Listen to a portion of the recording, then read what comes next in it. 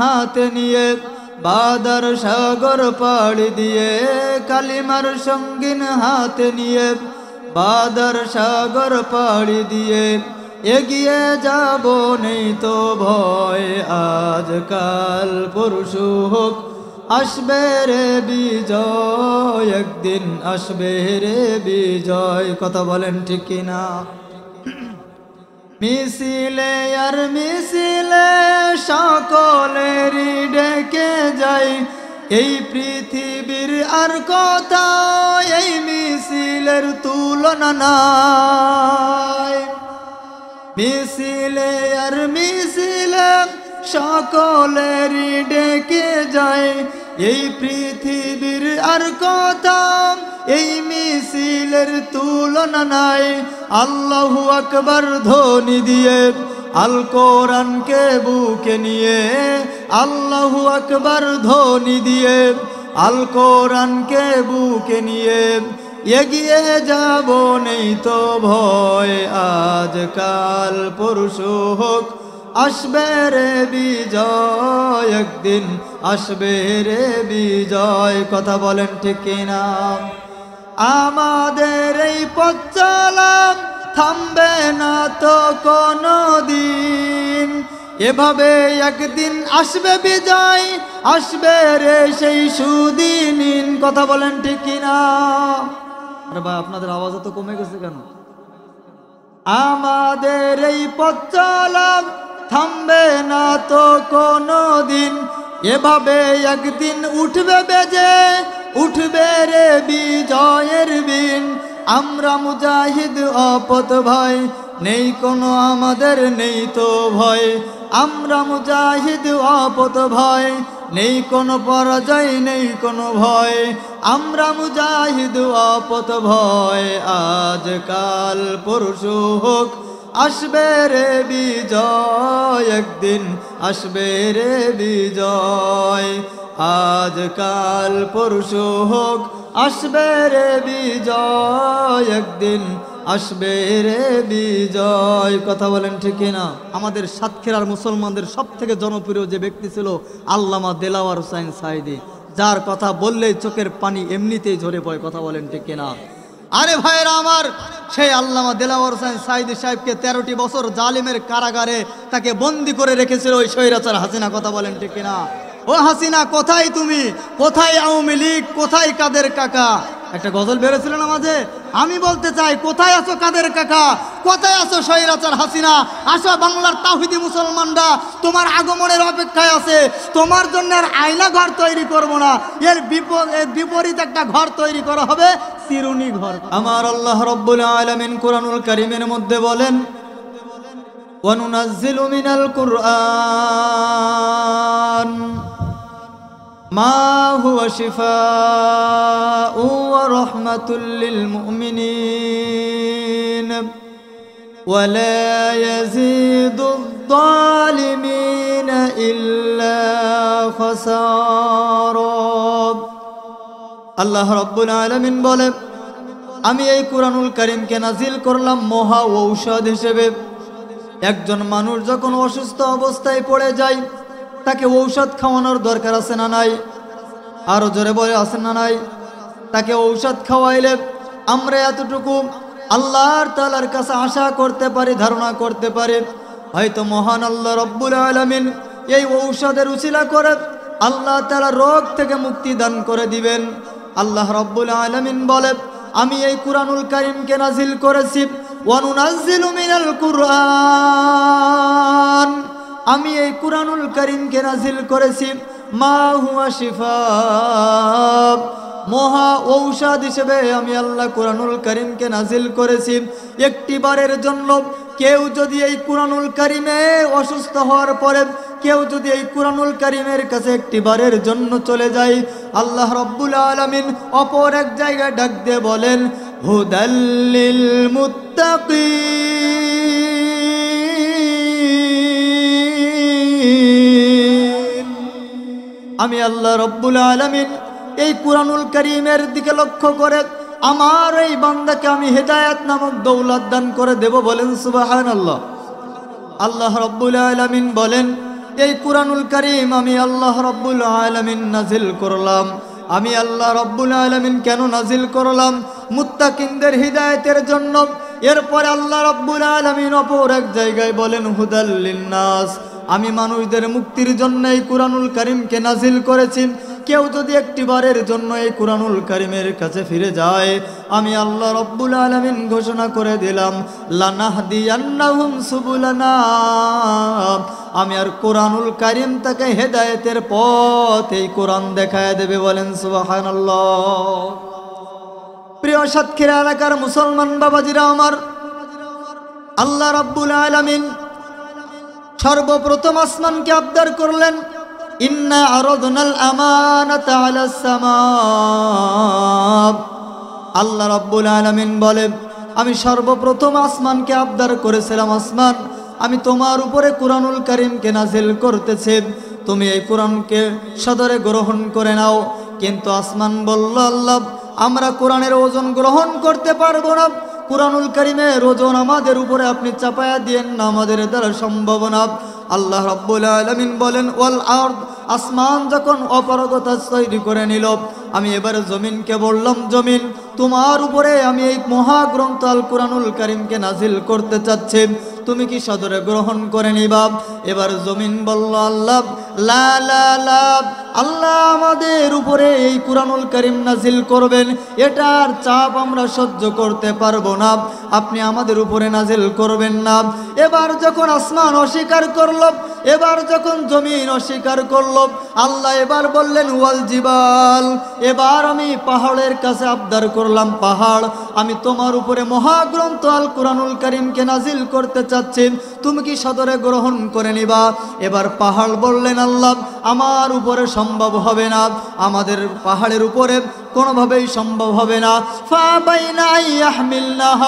এবার আসমান আর জমিনের মাঝখানে যতগুলো ফাঁকা জায়গা আছে, আল্লাহ এবার ওই ফাঁকা জায়গার উপরে আবদার করলে বললেন ইন্না আরাদনা ফাবাইনা আইয়াহমিলনাহা, আমি এবার ফাঁকা জায়গার কাছে আবদার করলাম, আবদার করলাম, আবদার করলাম, কিন্তু তৃতীয়বার করে আবদার করার পরেও ওই ফাঁকা জায়গা বলল, আল্লাহ আমাদের উপরে কুরআনুল কারীমকে আপনি নাজিল করবেন না, আমরা কখনো কোনোভাবে এই কুরআনুল কারীমের চাপ সহ্য করব না। এই কথা যখন সবাই অস্বীকার করে দিল, আমি শেষ পর্যন্ত চলে গেলাম মহামানব মানুষের কাছে, আর মানুষের কাছে বললাম ওয়া হামালাহাল ইনসান, আর মানুষের কাছে এই কুরআনুল কারীমকে প্রথমবার একবার বলার সঙ্গে সঙ্গে মানুষগুলো ডানের দিকে তাকালো না, মানুষগুলো বামের দিকে তাকালো না, মানুষগুলো পিছনের দিকে তাকালো না, মানুষগুলো সামনের দিকে তাকালো না, তারা কোনো দিকে না তাকাইয়া আল্লাহকে বললেন, আল্লাহ এই কুরআনুল কারীমকে আপনি আমাদের উপরে নাজিল করে দেন। আর এর মানুষগুলো যখন প্রথম চান্সেই আল্লাহর কথাটাকে মেনে নিল, আবদারটাকে সদরে গ্রহণ করে নিল, আল্লাহ রাব্বুল আলামিন সাথে সাথে এই কুরআনুল কারীমকে মহামানব আশরাফুল মাখলুকাত অর্থাৎ মানব জাতির উপরে আমার আল্লাহ এই মহাগ্রন্থ আল কোরআনকে নাজিল করে দিলেন। বলেন সুবহানাল্লাহ। এবার প্রিয় বন্ধুগণ আমার, এই কুরআনুল কারীমকে যদি আপনি প্রশ্ন করেন, ও কুরআনুল কারীম তুমি কোথায় নাজিল হয়েছো আর তোমারে কে নাজিল করেছে, এই কুরআনুল কারীম চমৎকার কণ্ঠে ডাক দিয়ে বলে তানজিলুম মির রাব্বিল আলামিন, আমার আল্লাহ রাব্বুল আলামিন আমি কুরআনুল কারীমকে আল্লাহ নাজিল করে দিয়েছে। এবার কুরআনুল কারীমকে যদি প্রশ্ন করেন, ও কোরআন তুমি তো এই দুনিয়াতে নাজিল হয়েছো, তোমাকে কে নাজিল করে দুনিয়াতে আগমন করাইছেন, তখন কুরআনুল কারীম চমৎকার কণ্ঠে ডাক দিয়ে বলে রূহুল আমিন, ফেরেশতাদের সর্দার জিবরাইল আমিন আলাইহিস সালাতু ওয়াস সালাম আল্লাহর কাছ থেকে আল্লাহর পয়গম্বরের কাছে আমি কুরআনুল কারীমকে নাজিল করে দিয়েছে। ও আমার সাতক্ষীরা এলাকার মুসলমানেরা, এখন কুরআনুল কারীমকে যদি আপনি বলেন, ও কুরআনুল কারীম তুমি কোথায় ছিলে, আল্লাহ তোমারে নাজিল করেছে, জিবরাইল আমিনের মাধ্যমে নাজিল করেছে মেনে নিলাম, তবে তুমি কোথায় ছিলে, তোমাকে কে নাজিল করলো? তখন কুরআনুল কারীম ডাক দিয়ে বলে বাল হুয়া কুরআনুম মাজিদুম ফি লাউহিম মাহফুজ।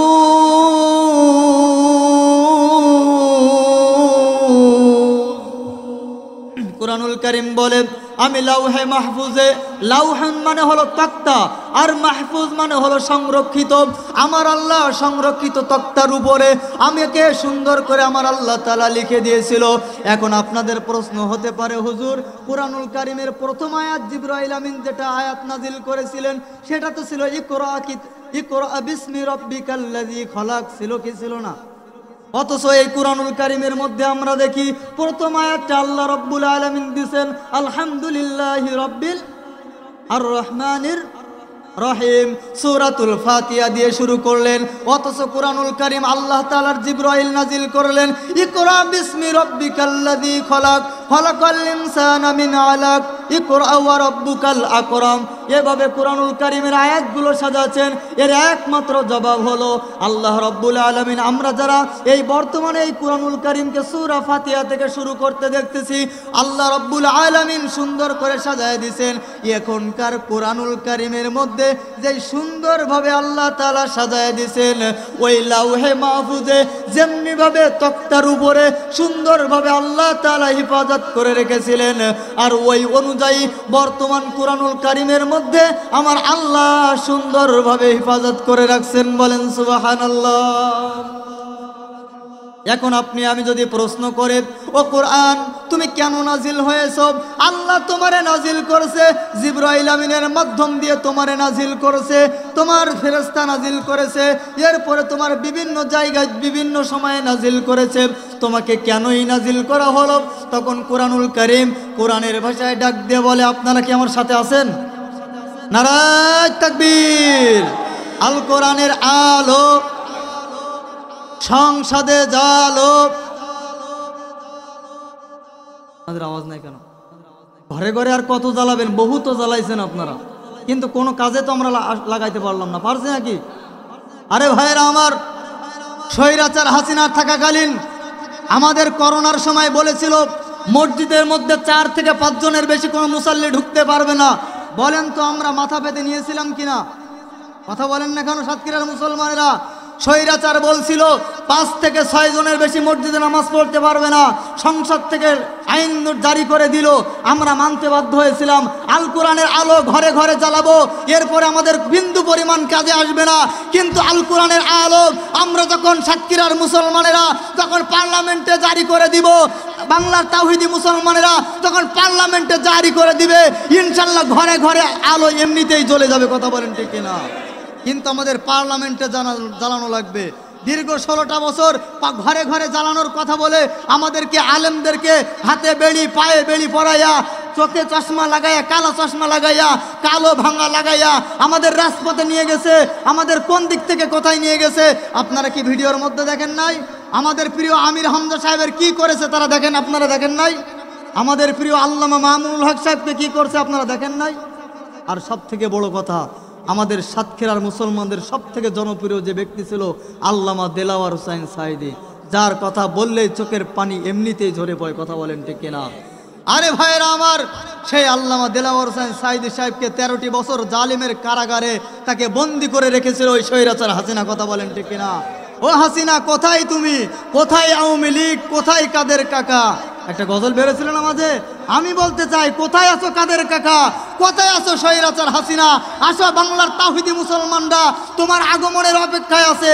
তোমার জন্য আর আয়না ঘর তৈরি করব না, এর বিপরীত একটা ঘর তৈরি করা হবে, চিরুনি ঘর। কথা বলেন ঠিক কিনা? কি ভাই রাগ করলেন? আরে আপনি তো আমাদের জন্য আয়না ঘর তৈরি করে রাখছেন, আপনার জন্য আর আয়না ঘর রাখবো না। আপনার জন্য আমরা যে ঘরটা তৈরি করে রাখবো সেই ঘরের নাম আমরা দেব চিরুনি ঘর। কথা বলেন ঠিক কিনা? ওই চিরুনি ঘর মানে কি জানেন? ওর পা দেবো উপরের দিকে, ওর মাথা দেবো নিচের দিকে, আর চিরুনি দিয়ে একের পর এক টানতেই থাকবো।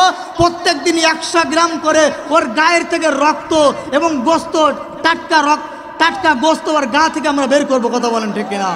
স্বৈরাচার হাসিনা বললেই তোমার কথা বললেই গত বছর ওই সাতক্ষীরা থেকে আমার 2টা থেকে 3টা প্রোগ্রামে আমার স্টেজ থেকে নামিয়ে দিয়েছিল, শুধুমাত্র একটু গরম বক্তব্য গরম বক্তব্য দেওয়ার কারণে আমি বলতে চাই, আসেন সেই নেতাগুলো আসেন যারা দালালি করেছেন আওয়ামী লীগের, আপনারা আসেন, এসে আমাদের এখানে মাহফিলে বাধা দিয়ে দেখেন সাতক্ষীরার তাওহীদি মুসলমানেরা আপনার জিব্বা কুত্তা দিয়ে খাওয়াই দেবে। কথা বলেন ঠিক কিনা? ভাইয়েরা আমার, বহু জুলুম আর নির্যাতনের শিকার হয়েছে, কিন্তু বলতে চাই, একটু আগেই এক আমাদের মেহমান বলে গেছে, আমরা বিচারের মুখোমুখি করতে চাই না, আমরা নির্যাতনের মুখোমুখি করতে চাই না, কিন্তু আমরা আদবের সাথে আমাদের কুরআনুল কারীম দিন প্রচারের স্বার্থে ইসলামকে আমরা বাংলার জমিনে ছিড়িয়ে ছিটিয়ে দিতে চাই। কথা বলেন ঠিক কিনা? কিন্তু বাংলার তাওহীদি মুসলমানেরা আমাদের ঐক্যবদ্ধ হতে হবে, আমাদের ঐক্যবদ্ধ হওয়াটাই হবে বর্তমান সময়ের সব থেকে উপযোগী। কথা বলেন ঠিক কিনা? দেখেন নাই ভারতের, আরে আজকে যারা এই মোবাইলটা চালান তাকায় দেখেন, এমন কোনো দিন নাই আমাদের বাংলাদেশের পাশে আছে ইন্ডিয়া, ইন্ডিয়ায় এমন কোনো দিন নাই কমপক্ষে 50 জন 100 জন মুসলমানদেরকে তারা মারতেছে না, মেরে ফেলতেছে। আমি তো মনে করি ভারতের মধ্যে মুসলমানেরা সংখ্যালঘু হিসেবে আছে। কথা বলেন ঠিক কিনা? কিন্তু আমি মনে করি আমার সোনার বাংলায় হিন্দুরা সংখ্যালঘু আছে তো দূরের কথা, জামাই আদরে বসবাস করতেছে। কথা বলেন ঠিক কিনা? জামাই আদরে আছেন, সেইভাবে থাকেন, আবদার করব, মেহমানদারি করব। কিন্তু গুজরাটের কসাই মোদির কথা মতো, মোদির কথা শেখ হাসিনা যেমনি ভাবে বাংলার জমিনে প্রতিটি পদক্ষেপে প্রতিটা সেক্টরে বাস্তবায়ন করতে চেয়েছিল, ওই মোদির গুজরাটের কসাই মোদির সেক্টরের কথা যদি আবারও প্রতিটা সেক্টরে যদি বাংলার ওই হিন্দুরা যদি বাস্তবায়ন করার জন্য লেগে পড়ে, তোমরা সংখ্যালঘু, তোমাদের জামাই আদরে আসো, জামাই আদরে রেখে দিলাম, সংখ্যালঘুর মতো তোমাদের সাথে ব্যবহার করি না, সংখ্যালঘুর মতো ব্যবহার যদি করতাম বাংলাদেশে তোমাদের জায়গা হতো না। কথা বলেন ঠিক কিনা? ঐক্যবদ্ধ হতে রাজি আছেন তো ইনশাল্লাহ? কথা বলেন না কেন? দেখেন নাই ফিলিস্তিনের গাজার মুসলমানদের অবস্থা কি আপনারা দেখেন নাই? হাজার হাজার মুসলমানরা মৃত্যুবরণ করছে। আজকের নিউজ দেখেন, ভারতের বিজেপি শুভেন্দু না কি যেন নাম, ও বলছে ইসরায়েল গাজার মুসলমানদের মাটির সঙ্গে মিশিয়ে দাও, কেউ থাকুক আর না থাকুক মোদি সরকার তোমার সাথে আছে। আমি বিজেপি বলতেছি আমি তোমাদের সাথে আছি। ইসরায়েল ইহুদি বাহিনী তোমাদেরকে বলতেছি গাজার মুসলমানদেরকে মাটির সঙ্গে মিশিয়ে দাও, তোমাদের যদি সহযোগিতা লাগে কোনো দেশ সহযোগিতা করুক আর না করুক, হিন্দুস্তান অর্থাৎ ভারত তোমাদের সহযোগিতা করবে। বলেন নাউজুবিল্লাহ। প্রিয় বন্ধুগণ আমার, ঐক্যবদ্ধ হওয়ার সময় এসে গেছে, পার্লামেন্টে কুরআনুল কারীমের রাজ কায়েম করবার সময় এসে গেছে। এই সুযোগ যদি তোমরা কাজে লাগাতে পারো, সাতক্ষীরার মুসলমানরা বিজয়ী হয়ে যাবে। আর এই সুযোগ যদি কাজে না লাগাতে পারো, শুধু সাতক্ষীরার মুসলমানরা, আমরা পুরো বাংলাদেশ আমরা কেমন যেন কোণঠাসা হয়ে পড়ব, মুসলমানদের রক্ষা করবার জন্য কেউ এগিয়ে আসবে না। কথা বলেন ঠিক কিনা? তো আমি বলতে চাই 1971 সালে বাংলাদেশকে স্বাধীন করবার জন্য যেমনিভাবে লক্ষ লক্ষ হাজার হাজার মা বোনদের রক্তের বিনিময়ে এই বাংলাদেশকে স্বাধীন করা লাগছে, পুনরায় যদি আবারও যদি সাতক্ষীরা থেকে ডাক আসে ইসলামকে হিফাজত করবার জন্য, আল্লাহ রসুলকে হিফাজত করবার জন্য, আবার যদি কাদিয়ানীদের বিরুদ্ধে যদি আবার ডাক আসে, সাতক্ষীরার মুসলমান তৈরি আছে না নাই? আছেন তো? কারা কারা আছেন? দু হাত তুলে আল্লাহকে দেখা দেন।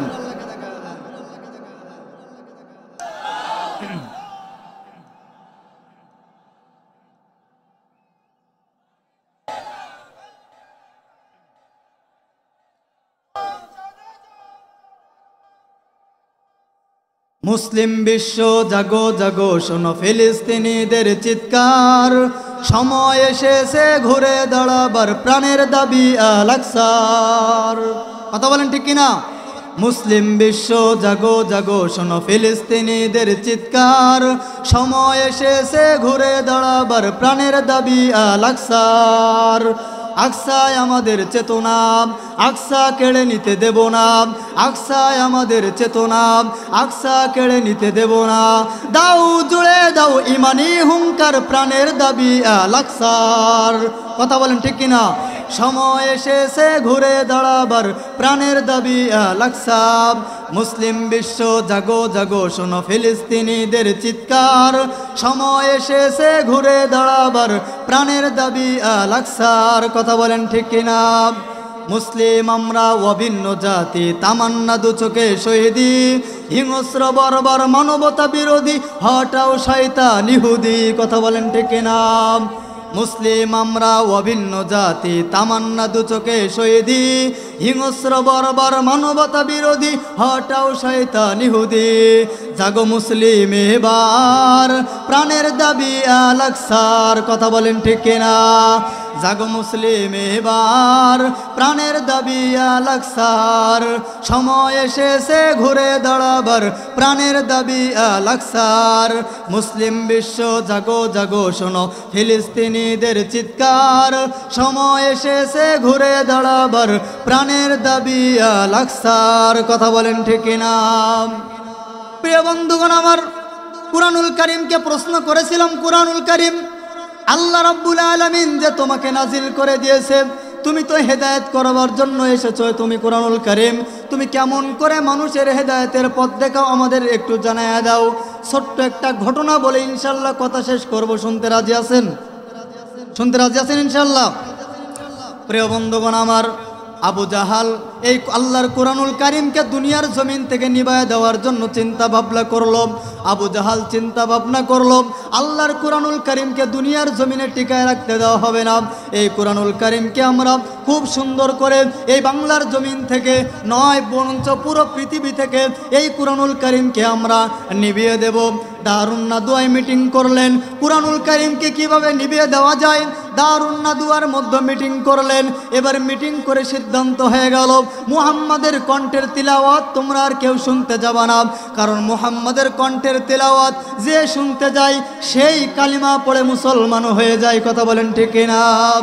এবার দারুন নাদুয়ায় মিটিং করলো, মুহাম্মাদের কুরআনুল কারীমকে তিলাওয়াত শুনতে যাবে না। এবার কেউ আর কুরআনুল কারীম দিনের বেলায় শুনতে যায় না। আবার যখন রাত্র গভীর হয়ে যায়, আবু জাহাল মুহাম্মাদের কণ্ঠের তিলাওয়াত শুনবার জন্য চলে যায়। উতবা কুরআনুল কারীম কণ্ঠের শোনার জন্য চলে যায়। সাইবা কুরআনুল কারীমের কণ্ঠের তিলাওয়াত শুনবার জন্য চলে যায়।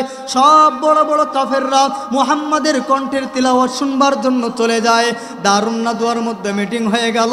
এমনকি আবু জাহালও প্রথম সারিতে গিয়া মুহাম্মাদের কণ্ঠের তিলাওয়াত শোনার জন্য বসে গেছে। বলেন আল্লাহু আকবার।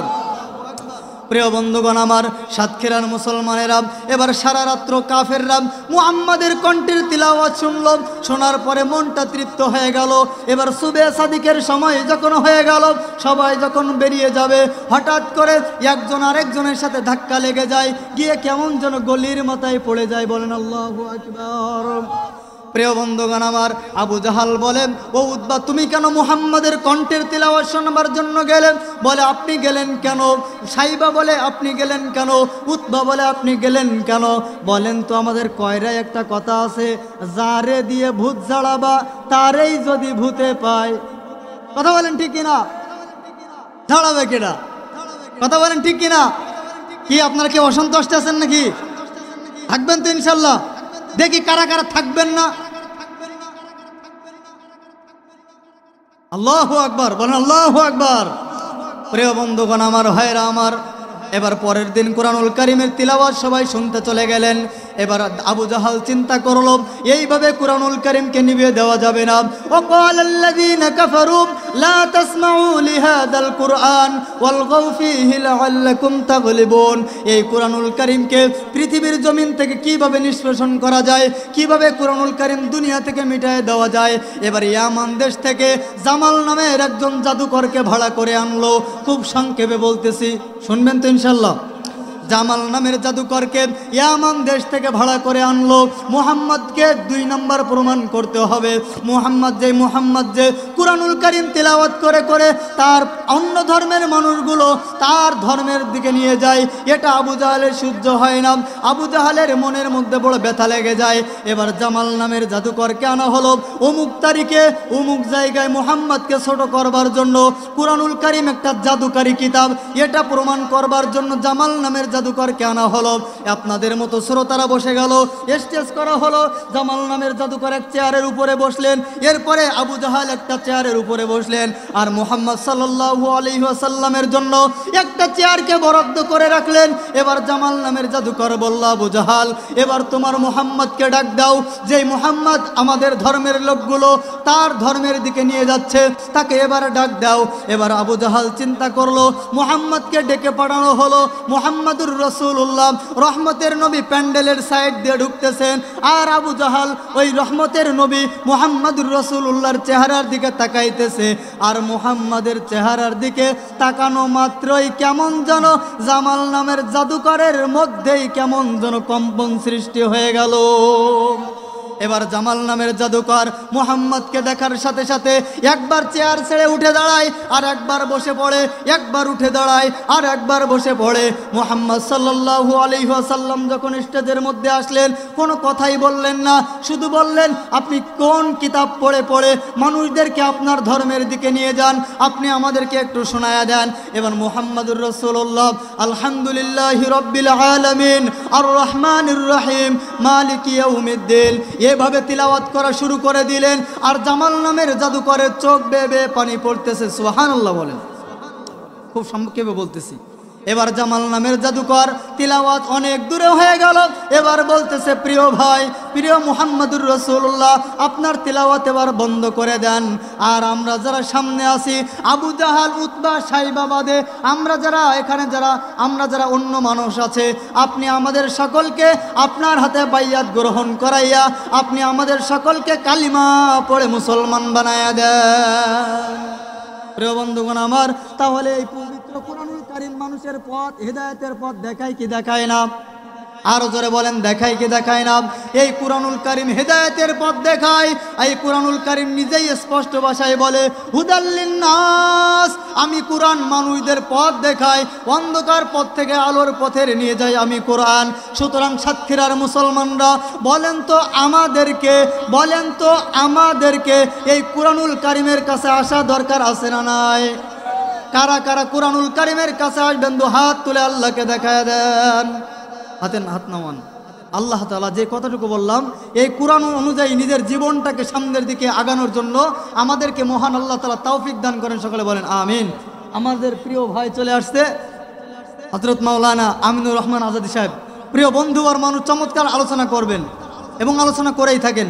প্রিয় ভাইয়ের কণ্ঠে আমরা আলোচনা শুনবো, এরপরে সুন্দরভাবে আমরা যাওয়ার জন্য চেষ্টা করবো ইনশাআল্লাহ। যে কথাটুকু বললাম, আল্লাহ তাআলা সর্বপ্রথম আমাকে সহ আপনাদের সকলকে ইসলামের জন্য কবুল করেন। সকলে বলেন আল্লাহুম্মা আমিন। প্রিয় বন্ধুগণ আমার, নামার আগ মুহূর্তে আমি আপনাদেরকে একটা কথা বলতে চাই।